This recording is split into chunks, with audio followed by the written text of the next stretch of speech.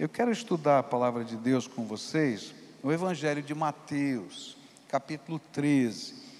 Nós estamos fazendo um estudo no capítulo 13 de Mateus sobre as parábolas do reino, no culto da manhã.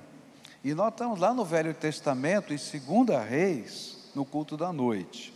No culto da noite, eu vou pegar um dos textos muito conhecidos, que é aquele milagre que Eliseu faz, né? Do azeite que não termina, que enche as vasilhas. E eu vou falar sobre o suprimento de Deus na nossa vida. Mas hoje de manhã eu quero falar sobre uma parábola que Jesus contou, muito simples, que é a parábola do joio no meio do trigo, que se encontra em Mateus 13, a partir do verso 24. Jesus lhes propôs outra parábola, dizendo: o reino dos céus é semelhante a um homem que semeou boa semente no seu campo. Mas enquanto todos estavam dormindo, veio o inimigo dele e semeou o joio no meio do trigo e foi embora.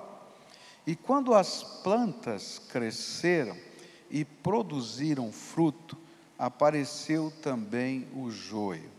E então os servos do dono da casa chegaram e disseram: patrão, o senhor não semeou boa semente no seu campo? De onde então veio o joio? Ele, porém, lhes respondeu: um inimigo fez isso. Mas os servos lhe perguntaram: o senhor quer que a gente vá e arranque o joio?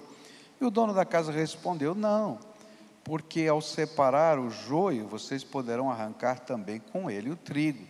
Deixem que cresçam juntos até a colheita. E no tempo da colheita, direi aos ceifeiros: ajuntem primeiro o joio e amarrem-no em feixes para ser queimado, mas recolham o trigo no seu celeiro. Essa é a segunda parábola de Jesus, das 7 que ele profere sobre o reino de Deus. E em cada uma dessas parábolas, Jesus está mostrando um aspecto diferente do reino. E nessa parábola, ele está falando do fim dos tempos. Ele mostra um aspecto que a gente chama na teologia escatológico, ou seja, do final das coisas. Quando ele vai falar sobre o juízo final, como Deus vai revelar o seu juízo na terra. E os detalhes desta parábola, eles eram muito fáceis de serem percebidos pelos ouvintes de Jesus naquele tempo, pois o joio, ou também chamado de cisânia, era uma erva daninha comum na Palestina e era conhecida como falso trigo. Então todo mundo conhecia do que Jesus estava falando. E até o momento em que o fruto ou a espiga era produzido, era quase impossível, mesmo ao agricultor experiente, saber a diferença entre eles. Então, quando nascia, não é? O talo era parecido, a cor era parecida, tudo muito parecido. A única hora que você podia saber o que era trigo e o que era joio, é quando a espiga brotava. Porque a espiga do trigo, ela é castanha, amarronzada, e a espiga do joio é preta. Então, na hora que brota a espiga, você sabe, isso aqui é joio, isso aqui é trigo, tá? E esse é importante a gente entender essa figura, para compreender e não compreender errado essa parábola, tá? Porque algumas pessoas acham que não dá para saber o que é joio e o que é trigo. Não, dá para saber sim, só que só dá para saber pelos frutos. Por isso Jesus vai dizer: pelos seus frutos os conhecereis, tá? Outra particularidade era que o joio era suscetível a um fungo, ele atraía um determinado fungo, e que fazia com que, se fosse moído o trigo junto com o joio, esse fungo que estava no joio, ele era tóxico, ele era venenoso, algumas vezes alucinógeno, tá? E então isso era um problema sério, não podia fazer isso. Então, normalmente, na Palestina, o que se fazia? pegava-se, na hora da colheita, separava o joio do trigo, bem como Jesus falou, tá? Separava primeiro o joio, atava em feixes, tá? Jogava no chão para ser queimado, tá? Ali mesmo, para não levar para outro lugar a sua semente, tá? Então queimava ali mesmo. E na hora da moagem, o dono da moenda contratava algumas mulheres, que seriam assim, inspetoras de qualidade, para ver se não tinha sobrado nenhum joio no meio, porque se moesse, aquela farinha podia ser contaminada e perder aquela farinha toda. Então essa era a ideia que estava por trás, e Jesus estava usando essa ideia que todo mundo conhecia. Mas apesar disso, os discípulos não conseguiram entender o significado da parábola. Falei assim, mas o que quer dizer isso? Tá, a gente entende joio, trigo, tá, mas o que isso tem a ver com o reino? E então, em particular, eles perguntaram, mestre, explica para a gente o significado dessa parábola. E nos versículos 37 em diante, a gente vai encontrar Jesus explicando, e ele mesmo interpreta a palavra. Ele vai dizer assim, e Jesus respondeu, o que semeia a boa semente é o Filho do Homem. Quem semeia a boa semente é Jesus, é isso que ele está dizendo. O campo é o mundo, presta atenção nisso, o campo não é só a igreja, é o mundo, tá? A boa semente são os filhos do reino, a semente aqui são pessoas, os filhos do reino. O joio são os filhos do maligno. O inimigo que semeou é o diabo. A colheita é o fim dos tempos, e os ceifeiros são os anjos. Pois assim como o joio é colhido e jogado no fogo, assim será no fim dos tempos. Ele está falando do inferno. O Filho do Homem mandará os seus anjos, que ajuntarão do seu reino todos os que servem de pedra de tropeço e os que praticam o mal, e os lançarão na fornalha acesa, e ali haverá choro e ranger de dentes. E então os justos resplandecerão como o sol no reino de seu Pai. Quem tem ouvidos para ouvir, ouça. À luz desta interpretação, então, quais são as principais lições dessa parábola? E a gente vai aprender que existem duas principais lições. A primeira lição é muito simples. Parece, mas não é. Repete comigo aí. Parece, mas não é. O joio parece trigo, mas não é.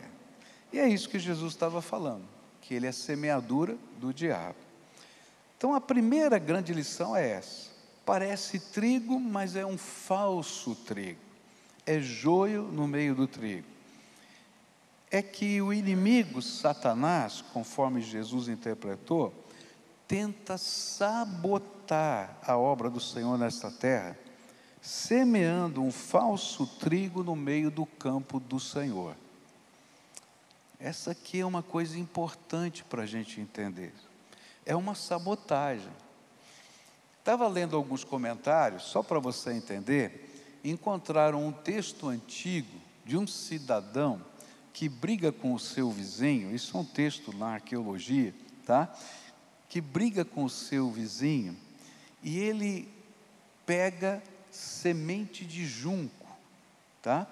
E semeia no meio do campo do inimigo. E o pior é que aquilo se espalha de tal maneira que inutiliza o campo todo. Então isso era uma prática naquele tempo de alguns inimigos. Tanto que na lei romana existia uma lei específica de punição para quem semeasse joio no meio do campo do trigo do outro.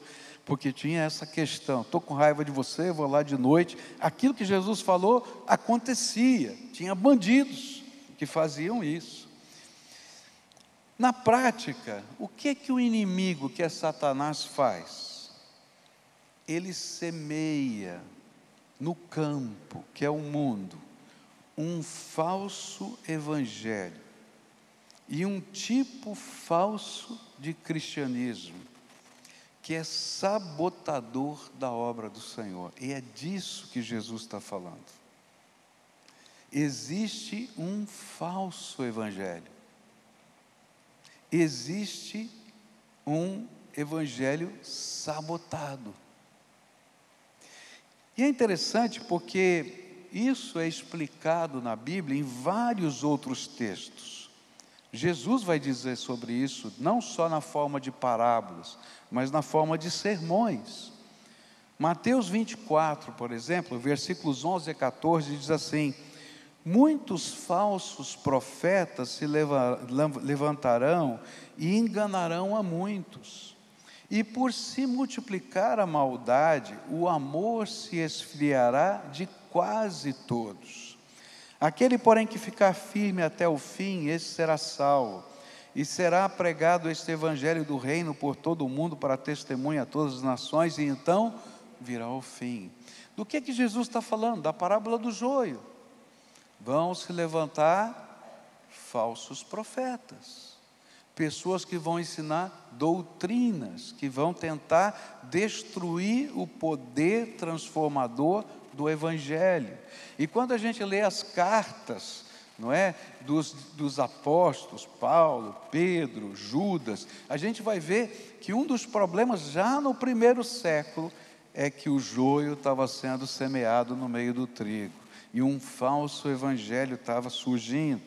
2 Coríntios, capítulo 11, versículos 13 a 15, diz assim: porque esses tais são falsos apóstolos, obreiros fraudulentos, disfarçando-se em apóstolos de Cristo. E não é de admirar, porque o próprio Satanás se disfarça em anjo de luz. Portanto, não deveria surpreender que os seus próprios ministros se disfarcem em ministros de justiça. O fim deles será conforme as suas obras. O apóstolo Paulo estava falando disso. E é interessante que talvez a maior descrição, mais detalhada, de como trabalha o falso evangelho, e como trabalha, não é, esses falsos apóstolos, e esse falso cristianismo, é aquela que aparece no livro de Judas. Então, quem é Judas? Não é Judas Iscariotes, é Judas, irmão de Tiago, que os dois eram irmãos de Jesus, filhos de Maria, que está na Bíblia. Alguém diz, não, Maria não teve filho. Teve sim, nasceu Jesus virginalmente, e depois ela era casada com José, e teve filhos e filhas. Está na Bíblia, nos Evangelhos. Então, quem era que escreve esse texto que a gente vai ler agora? Judas, irmão do Senhor Jesus. Olha só o que ele escreve, versículo 4: pois certos indivíduos, cuja sentença de condenação foi promulgada há muito tempo, se infiltraram no meio de vocês sem serem notados. São pessoas ímpias, que transformam em libertinagem a graça de nosso Deus, e negam o nosso único soberano e Senhor Jesus Cristo. É interessante porque ele está dizendo o seguinte, olha, eles se infiltram no campo do Senhor. Não parece a parábola? Semeado por Satanás. São descritos como ímpios. O que é ímpio? Ímpio é aquela pessoa que perde a vergonha do pecado e vive uma ousadia contra a palavra de Deus e um descompromisso com os valores de Deus. Impiedade é dureza de coração, onde a gente começa a achar desculpas para o nosso pecado e achar que o nosso pecado é normal. Ah, não, isso aqui é do tempo do Gênesis, isso aqui não é para agora. Ah, isso aqui, a Bíblia tem que ser um pouco atualizada, a realidade de hoje. Não, queridos, a Bíblia é a palavra de Deus, e a gente tem que viver segundo a palavra de Deus. O ímpio é aquele que não se envergonha do seu pecado, e acha que é a coisa mais natural do mundo. E sabe, Isso nasce no coração por um sentimento de arrogância, de superioridade. Olha, eu sou cristão, mas eu sou um cristão intelectual, eu sou um cristão moderno, eu sou um cristão... Está entendendo? E olha para todo mundo dizendo, não, coitadinho de você é um cristão lá, né? Que não dá para entender, não conhece nada, não sabe a vida, tal. E esse sentimento de arrogância faz com que ele se sinta superior à palavra de Deus. Isso não vem do Senhor, né? Eu recebi aqui do irmão Eliezer, né, uma mensagenzinha assim, falando do time dele, o Vasco, né? E falando lá do jogo, lá, e o discurso dos torcedores, né? E ele disse, e a arrogância precede a queda. Pegou um texto da Bíblia, bonito, né? Mas é verdade, a arrogância precede a queda. A arrogância é o princípio da impiedade. Quando você se acha maior que a palavra de Deus, toma cuidado. Tem semente de Satanás aí no teu coração. Segunda coisa que Judas vai falar, ele vai dizer que eles transformam aquilo que é graça de Deus em libertinagem. Eles não entendem o valor da graça. E eles começam então a mudar aquilo que é a palavra de Deus, tá? Para atender os desejos do seu próprio coração. Como? Às vezes pecando contra o corpo. 2 Pedro 2,14 vai dizer assim, eles têm os olhos cheios de adultério e são insaciáveis no pecado, enganam almas inconstantes e têm o coração exercitado na avareza, essa gente maldita. É interessante como essa coisa acontece. Eu me lembro de um senhor que veio conversar comigo há muitos anos atrás, filho de uma senhora crente, mas piedosa, cheia de fé. E esse moço foi criado na igreja, conhecia todos os valores do Evangelho.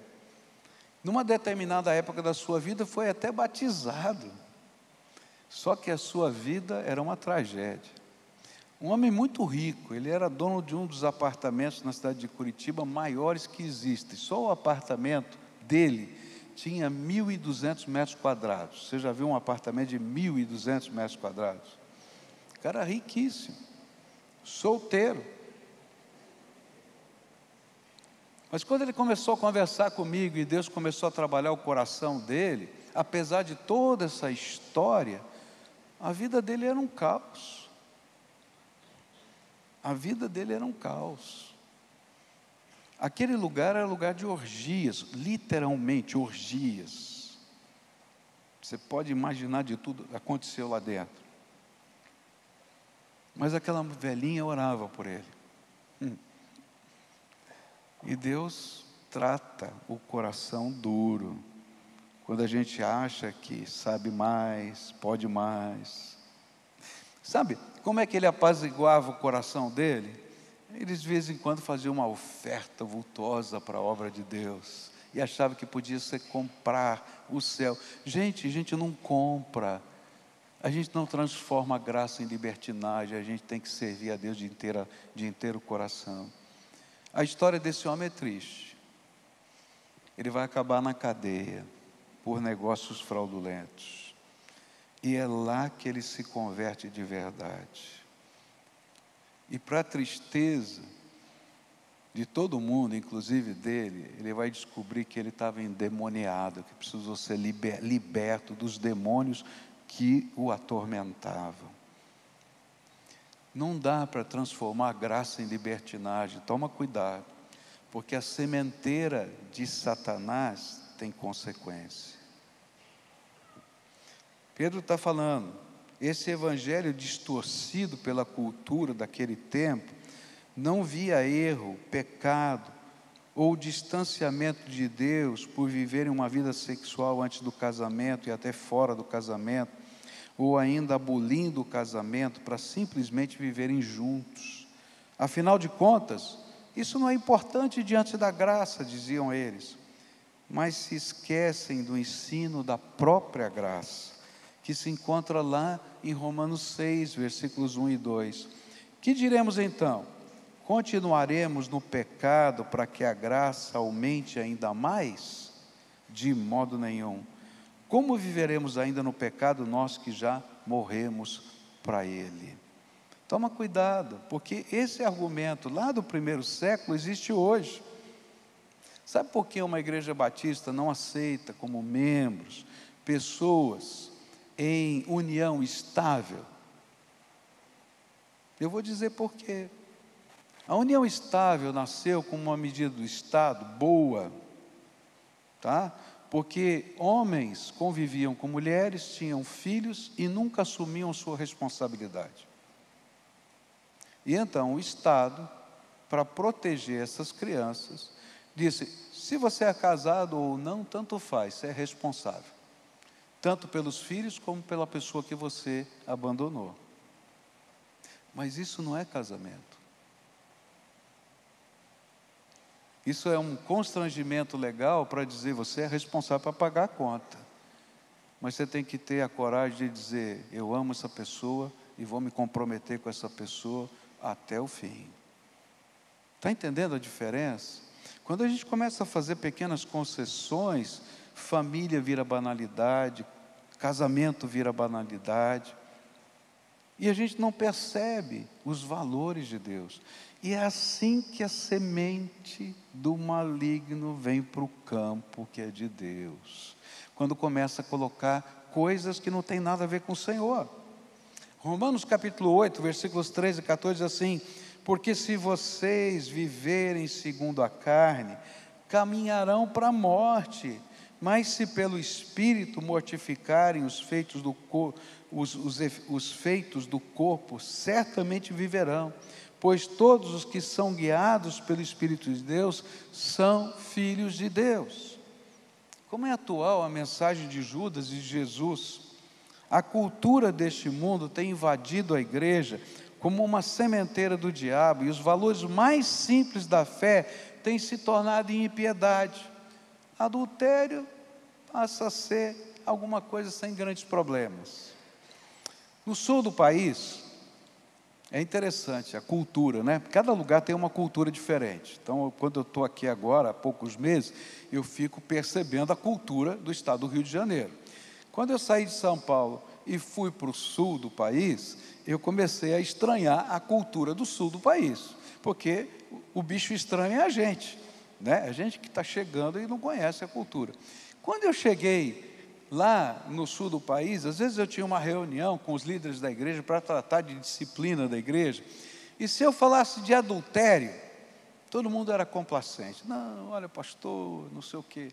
Agora, se eu falasse que o fulano devia dinheiro para alguém, tinha que excluir da igreja na mesma hora. Eu disse assim: eu não entendo esse povo, como é que funciona? Não, isso aqui é horrível, deve dinheiro, manda embora. E o resto? E aí, gente, eu descobri coisas horríveis. O dirigente, professor da escola bíblica dominical mais antigo da igreja vivia em adultério, tive que excluir da igreja. O presidente do corpo diaconal teve que ser excluído da igreja. Por quê? Porque a gente vai facilitando as coisas. Queridos, pecado é pecado e tem consequência. Toma cuidado. Quando essa complacência, ela vai entrando, isso vira descompromisso com a palavra. E sabe, ela passa a ser aceitável se ela for revestida de uma aparência de espiritualidade ou bondade. Mas é pecado. E todo pecado precisa de perdão e libertação. Tem solução? Tem.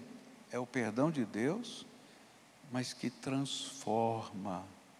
O perdão de Deus não passa só a mão na cabeça, Ele transforma, porque pelos seus frutos tem que dar o fruto bom, porque o fruto envenenado mata. Judas continua a falar como é que eles são, e diz assim: esses, porém, quanto a tudo, versos 10 e 19, esses, porém, quanto a tudo o que não entendem, difamam, e quanto a tudo o que compreendem por instinto natural, como animais irracionais, até nessas coisas se corrompem. São estes os que promovem divisões e seguem seus próprios instintos e não têm o Espírito. Que palavra dura e atual. Olha só, contra tudo aquilo que não entendem, qual é a técnica? Difamar, falar mal. Ah, você é retrógrado, você é isso, você é aquilo outro. Por quê? As coisas espirituais se discernem espiritualmente. E se eu estou em rebelião, eu não vou conseguir compreender as coisas de Deus. E aí eu começo a criticar as coisas de Deus. Me torno azedo. Eu compreendo até as coisas dos instintos naturais. É isso que ele está falando. Mas eu começo a perverter até os instintos naturais. Entende o que eu estou dizendo? Começa a haver desvios de comportamento. Gente, o negócio é tão sério nos dias de hoje, que existe um movimento internacional que nasceu nas grandes universidades, uma delas Harvard, tá? Com uma tese absurda. A tese é a seguinte: não existe pedofilia, desde que haja consenso entre o menor e o adulto.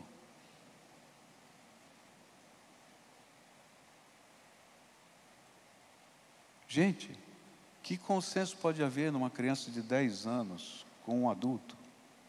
Mas essa é a tese que está sendo advogada no mundo.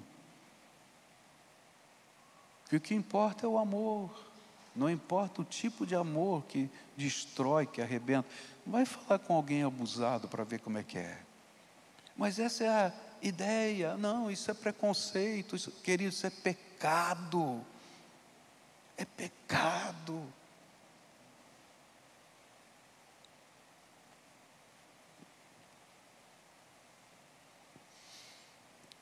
Por que que isso ocorre? A resposta é que a semeadura do inimigo no campo do Senhor produz um tipo de religiosidade corrompida pelos instintos naturais e não guiada pelo Espírito. E é interessante perceber que as pessoas que estavam na igreja nos tempos de Judas, irmão do Senhor Jesus, se achavam superiores aos outros cristãos, porque se viam como espirituais, mais sábios, mais livres, mais capazes de se desenvolver um tipo de cristianismo admirado pelo mundo, mas na verdade eles eram joio no meio do trigo. Queridos, o evangelho que é aplaudido pelo mundo tem algum problema, porque a Bíblia diz que o mundo jaz no maligno.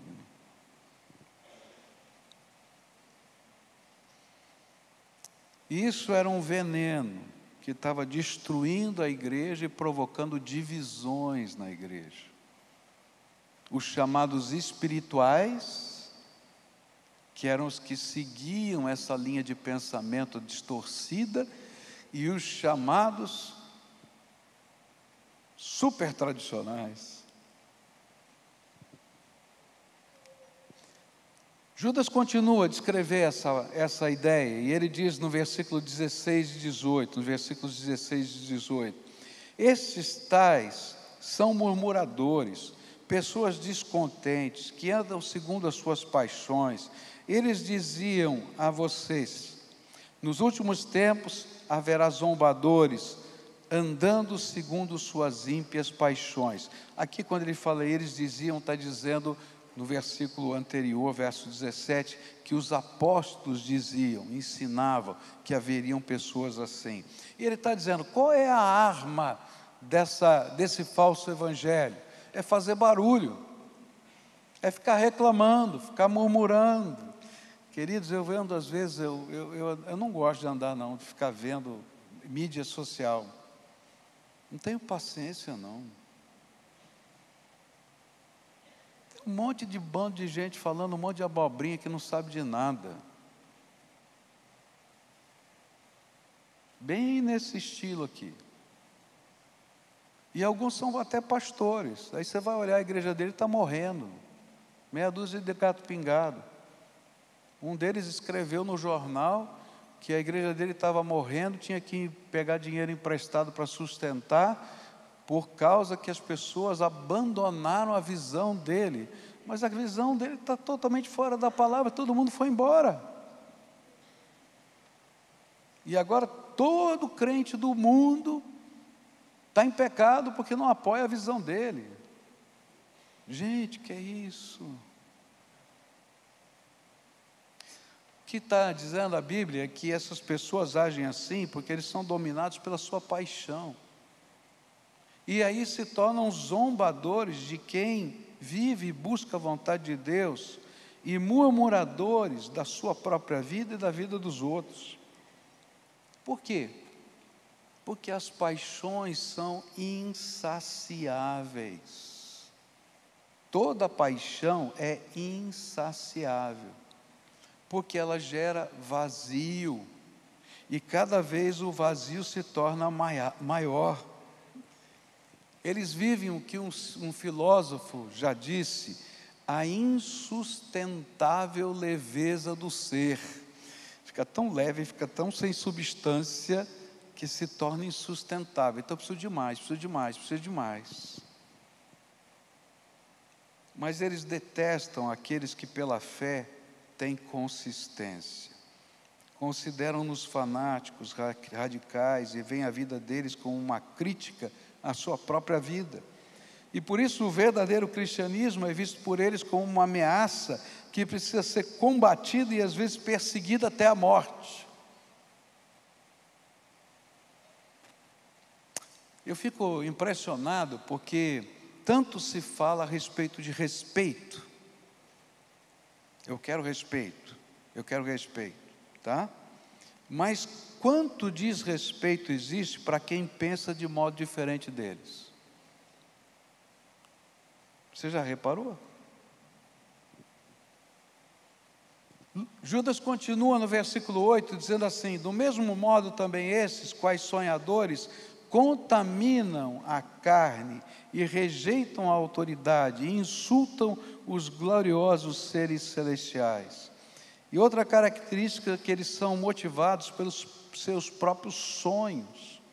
E esta é uma indicação da origem das suas crenças, ao se apresentarem como visionários de uma nova era.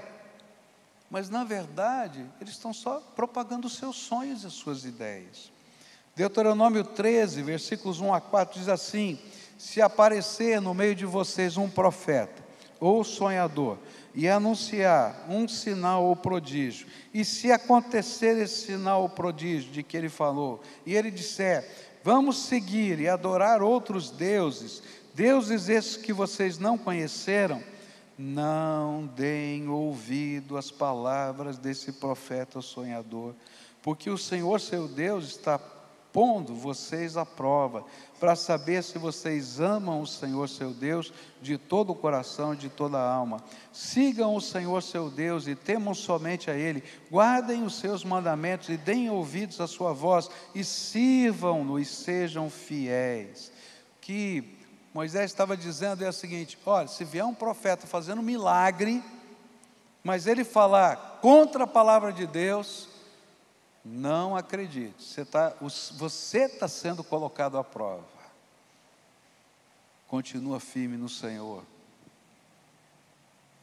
Por isso, Judas vai dizer, no versículo 13, são ondas bravias do mar que espumam as suas próprias sujeiras.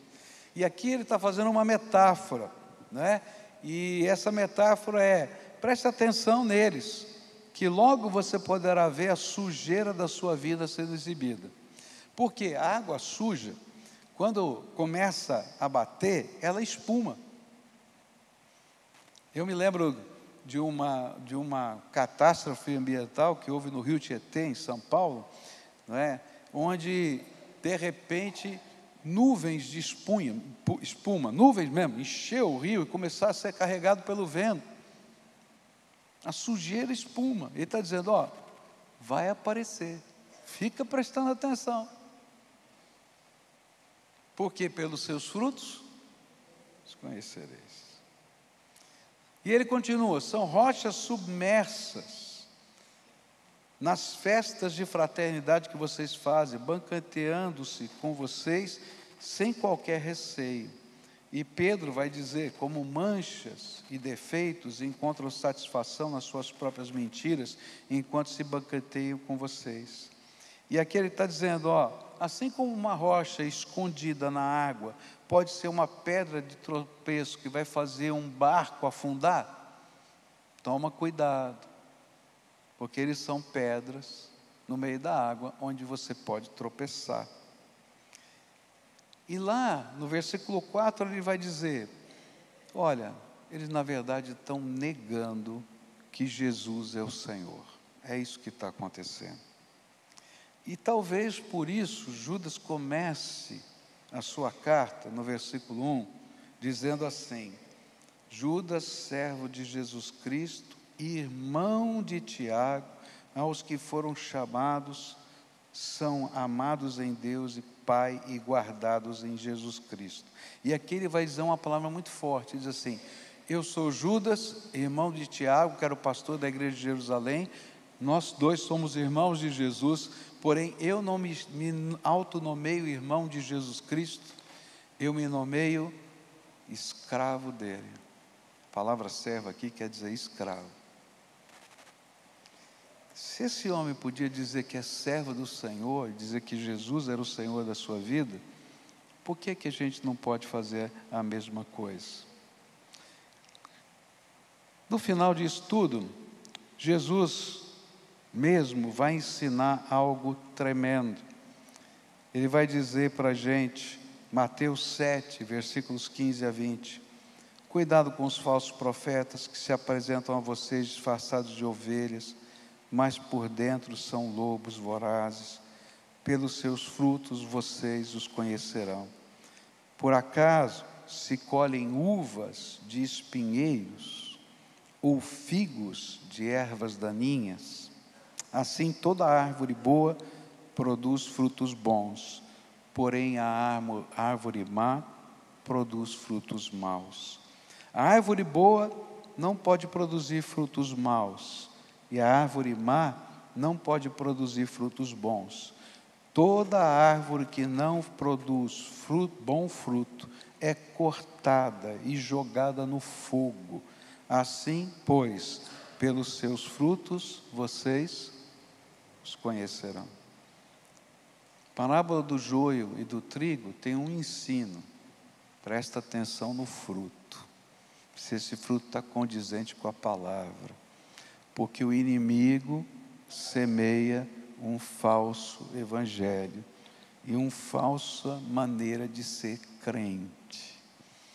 E vou dizer para você, aqui nesse lugar tem joio e trigo. Mas não é só aqui não, no mundo inteiro.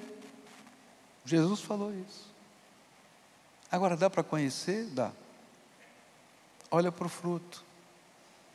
Olha para o fruto. Agora você vai me perguntar, por que então na parábola, Jesus vai dizer para a gente não colher antes da hora o joio? Por quê? E aí vem a segunda lição, que tem a ver com o destino eterno do joio e do trigo. E o foco da parábola estava no fato de que um juízo eterno irá ocorrer e que os anjos farão a separação final naquele dia. Por isso, o joio e trigo estão juntos no mesmo campo, que é o mundo. O campo que está sendo dito aqui, Jesus disse, é o mundo. Jesus disse, o que semeia a boa semente é o Filho do Homem.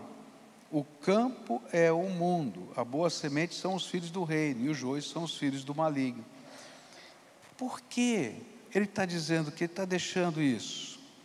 Porque Deus, na sua bondade, Cristo no seu amor, o Espírito Santo na sua sabedoria, enquanto alguém estiver vivo, ainda há uma chance da graça de Deus tocar o seu coração e a semente do Senhor frutificar em você. Lembra daquele homem que eu falei que foi preso, que tinha aquele apartamento imenso, perdeu tudo, tá? Mas hoje ele é um crente fiel ao Senhor Jesus, ele e a sua família, casado, com filhos, fazendo a obra de Deus, pregando o Evangelho, porque tinha uma mãe que estava orando por ele. Eu vou usar uma palavra dura, comeu o pão que o diabo amassou, literalmente, mas foi transformado pelo poder de Deus, e hoje vive um evangelho genuíno, entendeu?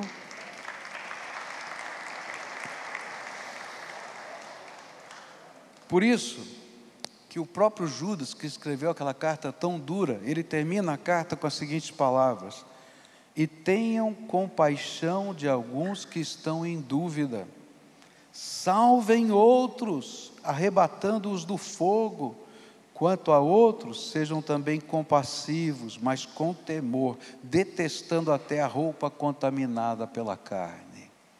Nós não estamos aqui, o que Jesus estava dizendo, nós não estamos aqui para odiar ninguém, nós não estamos aqui para bater em ninguém, nós não estamos aqui para perseguir ninguém. Por isso a gente não arranca o joio, mas a gente diz, joio é joio, trigo é trigo, e a palavra de Deus é essa. Entende a diferença? Quem vai fazer essa obra? Os anjos, no dia do juízo. Mas eu vou anunciar o verdadeiro evangelho, porque enquanto a gente estiver anunciando o verdadeiro evangelho, queridos, joio vai virar trigo, porque só Jesus pode fazer essa obra. E vou dizer mais, tinha muito joio aqui que Deus já transformou em trigo. Não é verdade? Me diga aqui, você acha que todo mundo que nasce numa igreja é trigo? Não, tem que se converter, tem que entregar a vida a Jesus, tem que tomar decisões firmes, tá? Agora, e se os olhos não se abrirem, a falsa fé que os cegou continuar no coração deles, então Jesus vai dizer que vai haver uma surpresa horrenda. Porque essas pessoas acreditam piamente que aquilo é o verdadeiro evangelho. E a Bíblia diz que aqueles que se perdem, porque Satanás colocou uma venda nos seus olhos. Olha só o que Jesus vai dizer, Mateus 7, diz assim, versículos 21 a 23, nem todo que me diz, Senhor, Senhor, entrará no reino dos céus, mas aquele que faz a vontade de meu Pai que está nos céus. Não é qualquer evangelho, querido, é o evangelho que está comprometido com a palavra de Deus, com a verdade de Deus, e que gera transformação na nossa vida. Muitos naquele dia vão me dizer, Senhor, Senhor, nós não profetizamos em Teu nome, e em Seu nome não expulsamos demônios, e em Seu nome não fizemos muitos milagres. Então lhes direi claramente, eu nunca conheci vocês, afastem-se de mim, vocês que praticam o mal.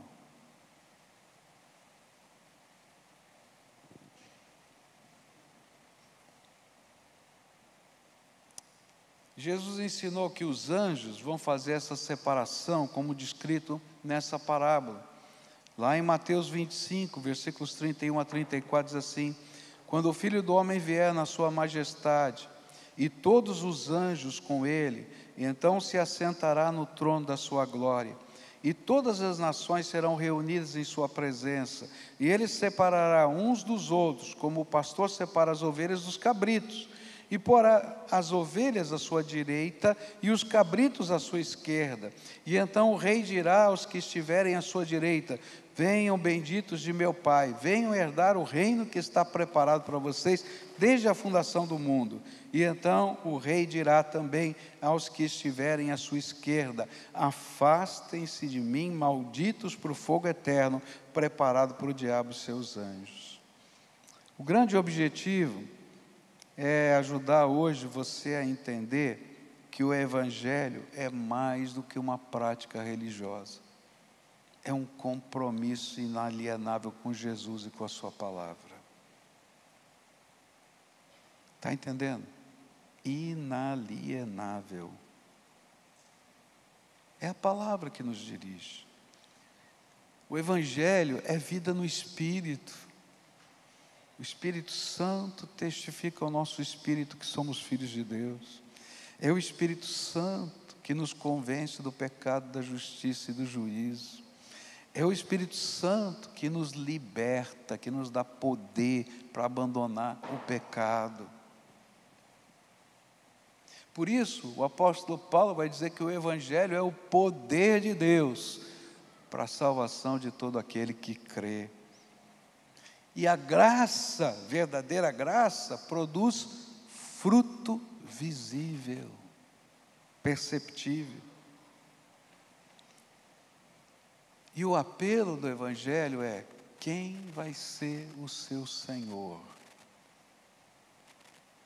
Se Jesus é o Senhor da tua vida, e Ele pode mudar, e você dá liberdade para Ele mexer em tudo, então vai haver transformação na sua vida. Agora, se você é o Senhor da tua vida, se as suas filosofias são o Senhor da tua vida, se o seu pensamento é o Senhor da sua vida, então, querido, você está se iludindo, porque o verdadeiro Evangelho pede que Jesus seja o Senhor da nossa vida. E eu queria terminar orando e dizendo uma coisa muito séria aqui para a gente concluir. Tem muita gente que está acostumada com o Evangelho. Está entendendo? A gente vem à igreja, assiste o culto, dá o dízimo, quem sabe, mas nunca fez uma entrega da vida para Jesus de verdade. Jesus não é o Senhor da tua vida. É você que está mandando em tudo. E aí a gente tenta fazer um ajuste. Isso aqui Deus pode mexer, isso aqui sou eu que mexo. Está entendendo? Até aqui o senhor pode vir, daqui para lá não. A gente é até simpático. A gente diz: Jesus, o senhor pode entrar na sala da minha casa, mas no quarto do meu coração não. Aqui é privativo. Não abre a geladeira, faz favor. Está entendendo o que eu quero dizer? Querido, se Jesus é o Senhor, você vai dizer como Judas, irmão de Cristo, irmão de Tiago: eu sou servo, escravo de Jesus Cristo, o meu Senhor. E o interessante é que nem sempre Judas foi assim. Se você olhar para os evangelhos, no Evangelho de Marcos, vai dizer que os irmãos de Jesus, entre eles Judas, não criam nele. E se você continuar lendo no mesmo Evangelho de Marcos, vai ver que eles pegaram a mãe dele e foram fazer pressão para tirar Jesus que estava pregando, porque eles estavam dizendo: esse nosso irmão está fazendo a gente passar vergonha aqui. Então eles pegam a mãe e vão lá para tirar Jesus do sermão. E aí batem na porta e dizem: olha, sua mãe e seu irmão e seus irmãos estão aí fora chamando você. E lá vai fazer, porque eles não criam. Eles achavam que ele era louco. E Jesus vai dar uma palavra muito dura. Minha mãe e meus irmãos são aqueles que creem nessa palavra. E deixou os caras falando sozinhos lá fora. Tem uma lenda, a gente não sabe se é verdade ou não, que Tiago, quando Jesus morreu na cruz, ele disse assim, lembrou-se da palavra, isso é uma lenda, a gente não sabe se é verdade ou não, tá? Mas eu achei muito interessante essa história. Ele disse assim, eu só vou crer que Jesus é o Filho de Deus, esse que era meu irmão, nascido da minha mãe, se ele vier, como ele falou, no terceiro dia, comer pão comigo aqui. E diz essa lenda, que a gente não sabe se é verdade, que na manhã da ressurreição, quando Jesus sai daquele jardim, as mulheres não sabem onde ele está, ele vai encontrar-se com Tiago, levando um pão, e diz, meu irmão, coma pão comigo aqui.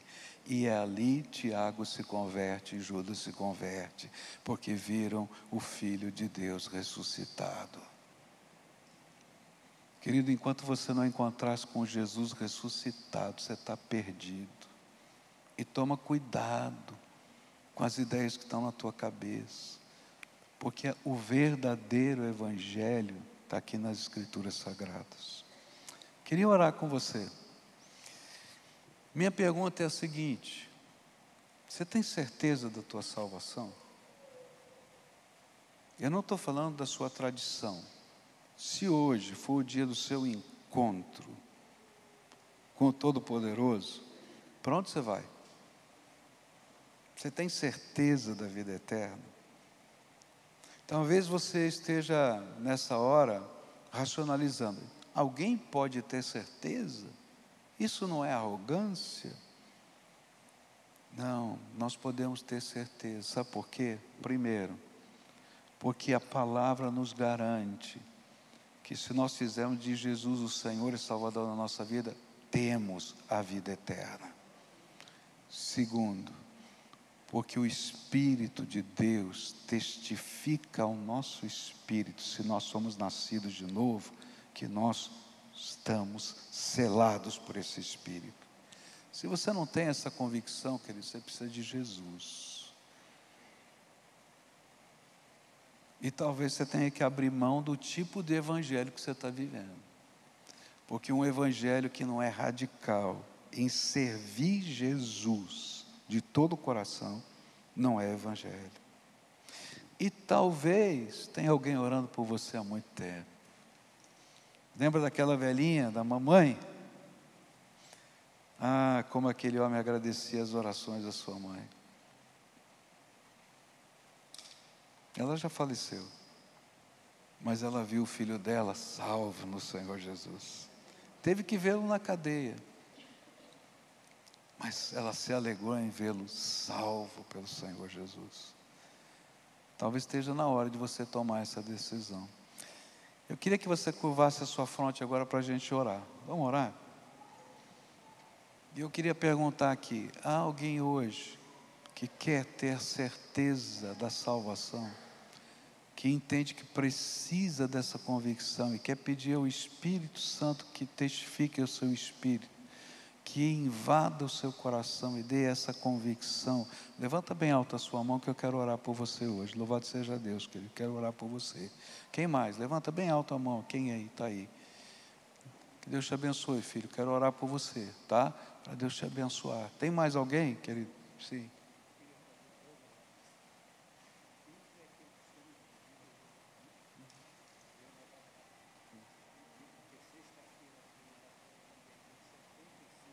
Então, tá bom, daqui a pouquinho fazemos, tá? Quem mais está aqui, que hoje o Senhor está tocando a alma aí? Levanta bem alto a tua mão, quero orar por você. Olha aqui, já vi aqui, querido, e lá atrás também, tá? Agora uma segunda pergunta.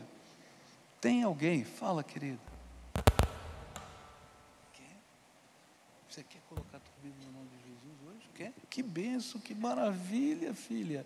Fica aqui então um pouquinho. Vem aqui para a gente orar junto aqui. Você também, querido, vem aqui, você que levantou a mão de vermelho lá atrás. Vem aqui, eu quero orar por você agora, tá? Pedir essa bênção sobre a tua vida, tá? Tem alguém aqui que está afastado do Evangelho? Está perdido aí pelo mundo aí? E o Senhor está dizendo, está na hora de voltar? Tem alguém? Vem para cá agora, em nome de Jesus, quero orar por você e acolher você, se tiver alguém, tá? Pode vir.